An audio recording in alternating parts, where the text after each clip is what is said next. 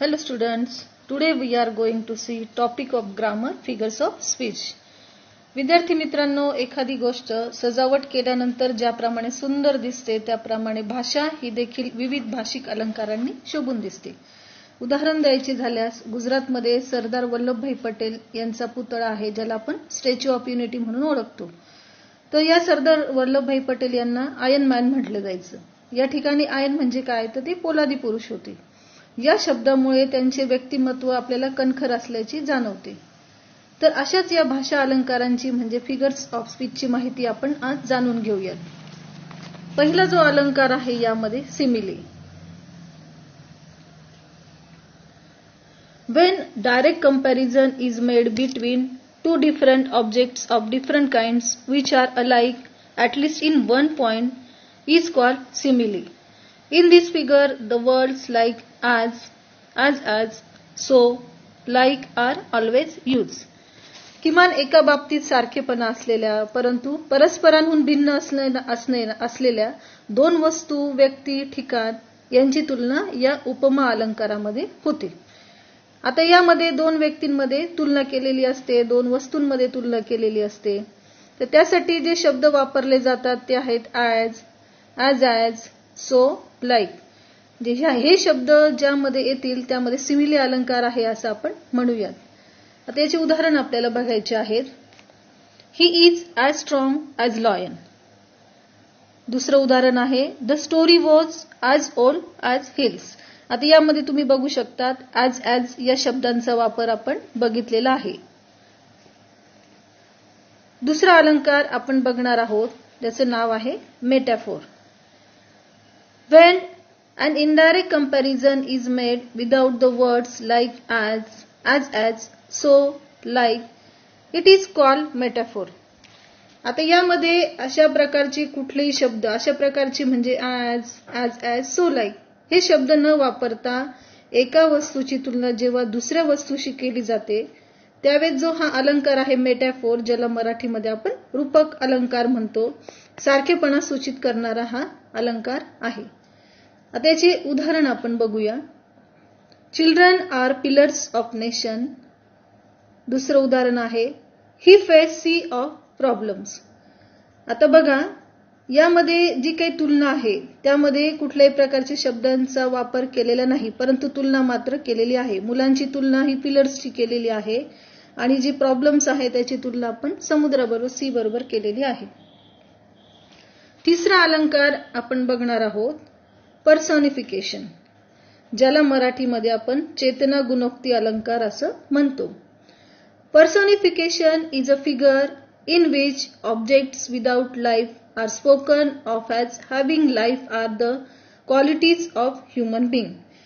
आता यामध्ये निर्जीव वस्तू सजीव आहेत अशी कल्पना करून त्या मानवाप्रमाणे वागतात किंवा कृती करतात असे वर्णन करताना हा अलंकार वापरला जातो. त्याचे उदाहरण आपण बघूया. The mountains sing together, the hills rejoice and clap hands.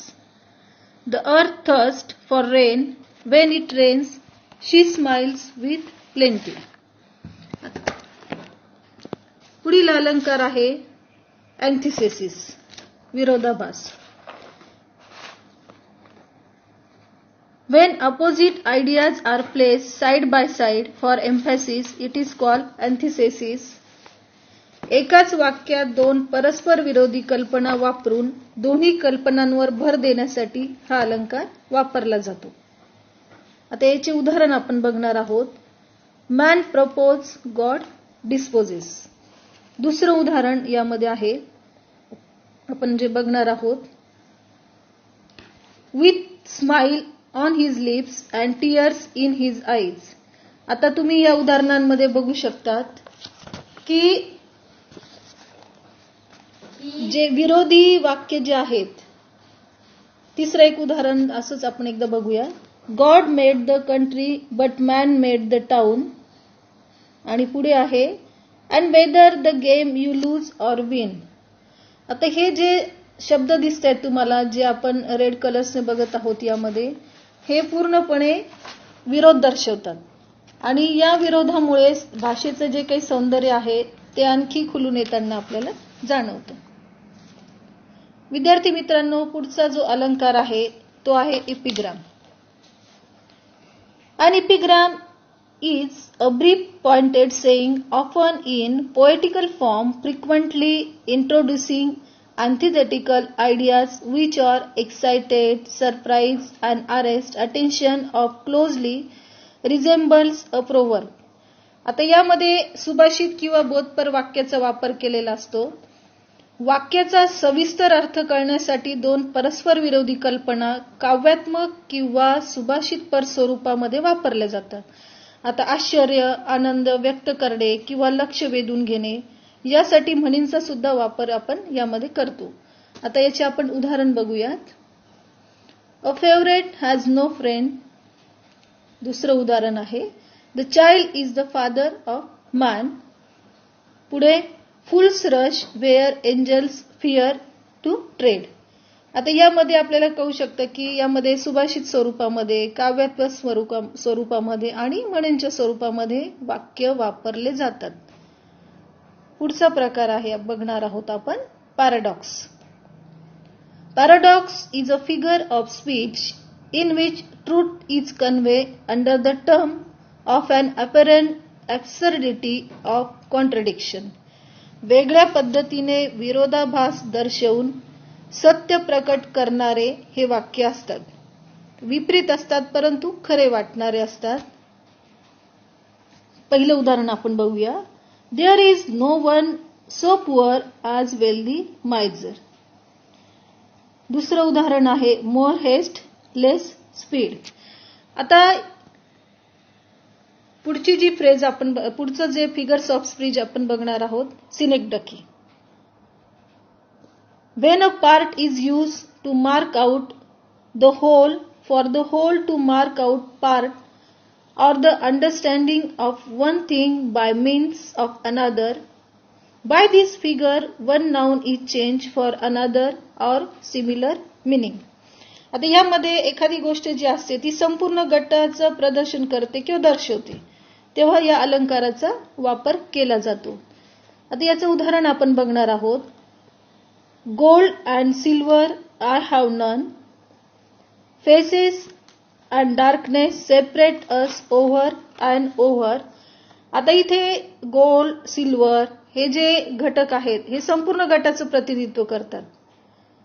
म्हणजे तो संपूर्ण गट, संपूर्ण ग्रुप यामध्ये या शब्दांनी दर्शवला जातो. तेव्हा सिनेक्डकी या शब्दाचा वापर भाषा सौंदर्य खुलवण्यासाठी केला जातो. विद्यार्थी मित्रांनो, पुढचा जो प्रकार आपण बघणार आहोत तो आहे हायपरबोल, ज्याला एक्झॅजरेशन असं सुद्धा म्हणतात, अतिशयोक्ती. Hyperbole is a greatly exaggerated statement used mainly for effect but not intended to be taken literally.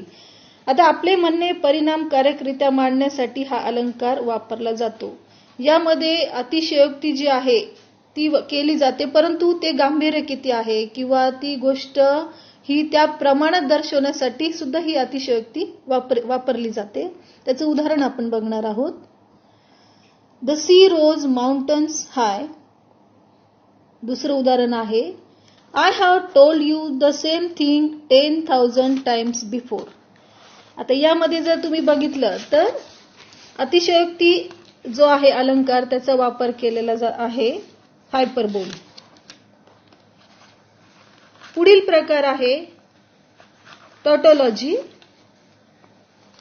त्याची आपण माहिती जाणून घेऊया.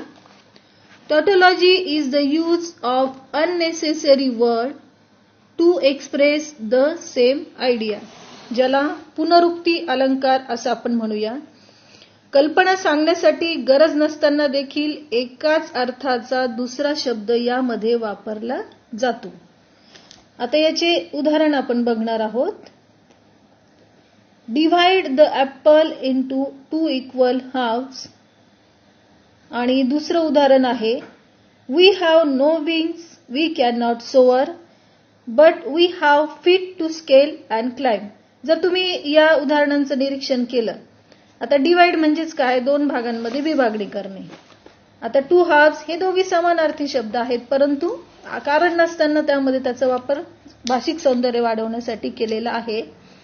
त्यानंतर आता पंख नसल्यावर आपण उडू शकत नाही, परंतु तरी सुद्धा ह्या दोन्ही शब्दांचा वापर त्यामध्ये केलेला आहे. आता स्केल आणि क्लाइंब हे देखील सारखे आहेत, परंतु परिणामकारकता दाखवण्यासाठी त्यामध्ये आवश्यकता नसताना देखील त्यांचा वापर आपण केलेला आहे. पुढचा प्रकार जो आपण बघणार आहोत तो आहे alliteration. When same sound or repetition of the same letters or syllable are used to produce poetic effect, it is called alliteration. ज्याला मराठीमध्ये आपण अनुप्रास अलंकार असे म्हणतो. आता एखाद्या वाक्यात किंवा ओळीत एकाच अक्षराची पुनरावृत्ती होऊन त्याला जेव्हा सौंदर्य प्राप्त होते तेव्हा त्याला अनुप्रास अलंकार असे म्हणतात. आता हे सगळे आपण जे बघत आहोत आतापर्यंत सुद्धा हे जे अलंकार आहे भाषेचे, यामुळे जी काही भाषा आहे ती निश्चितच आपल्याला अतिशय ऐकायला कानांसाठी आल्हाददायक वाटते. त्याचे उदाहरण आपण बघूया.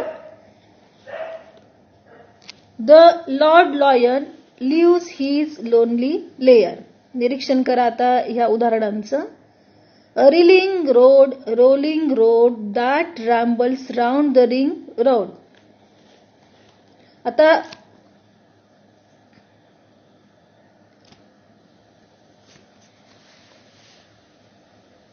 पुढील जो अलंकार आहे तो ओनोमोटोपोइया, ज्याला शब्दांचे अनुकरण असं आपण म्हणतो.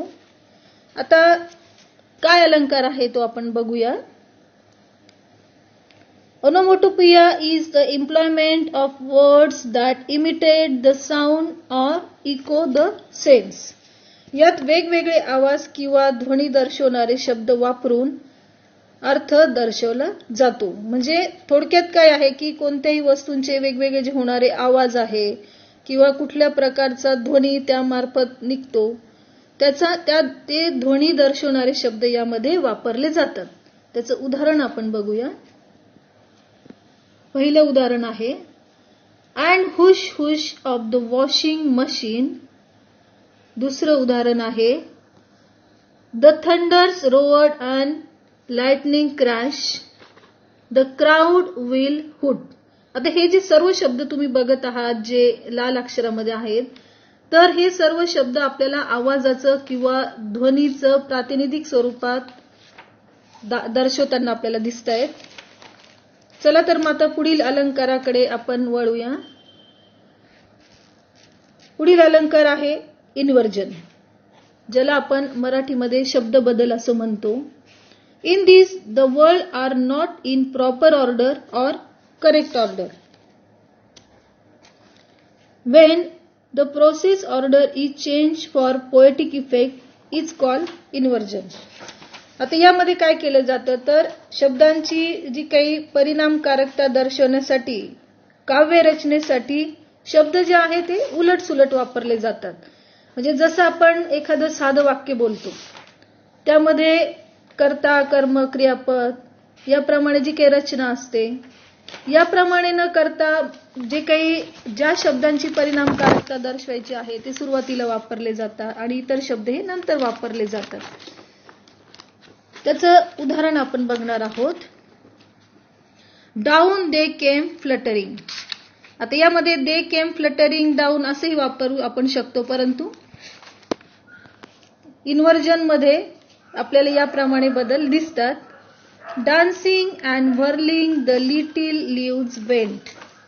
आता यामध्ये सुद्धा शब्दांची जी जागा आहे बदल आपल्याला झालेला दिसतो. पुढील अतिशय महत्त्वाचा प्रकार रिपिटेशन. आपल्या 8वी इयत्तेसाठी अतिशय महत्त्वाचा. त्याची माहिती आपण बघणार आहोत. In this figure words are repeated pleasingly. यामध्ये कवितेच्या प्रभावासाठी शब्दांची पुनरावृत्ती केली जाते. पुन्हा पुन्हा ते शब्द जे आहेत त्यामध्ये वापरले जातात. त्याचं उदाहरण आपण बघूया. Sun sun it gives me great Joy.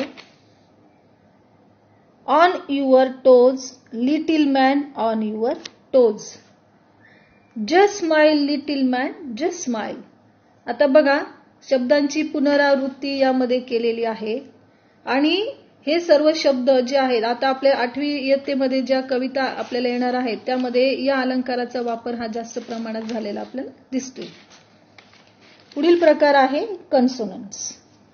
In consonants, consonant sounds are repeated within a word or phrase or sentence for poetic effect. For example, the black sack with the snack lies in the back of the car. आता यामध्ये तुम्ही बघू शकता CK हे जे काही अक्षर आहेत यांचा वापर हा जास्त प्रमाणात झालेला आहे. तर पुन्हा पुन्हा त्याचा वापर आपल्याला यामध्ये होताना दिसतो. तर विद्यार्थी मित्रांनो, हे जे काही भाषिक अलंकार आहेत हे निश्चितच कवितेचे सौंदर्य खुलवतात. त्याचप्रमाणे कवीच्या मनातील ज्या सौंदर्याच्या कल्पना आहेत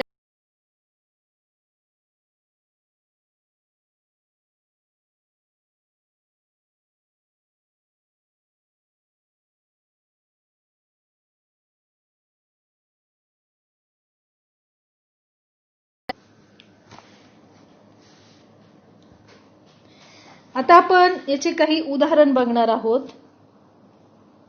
identify and explain the figures of speech in the following sentences.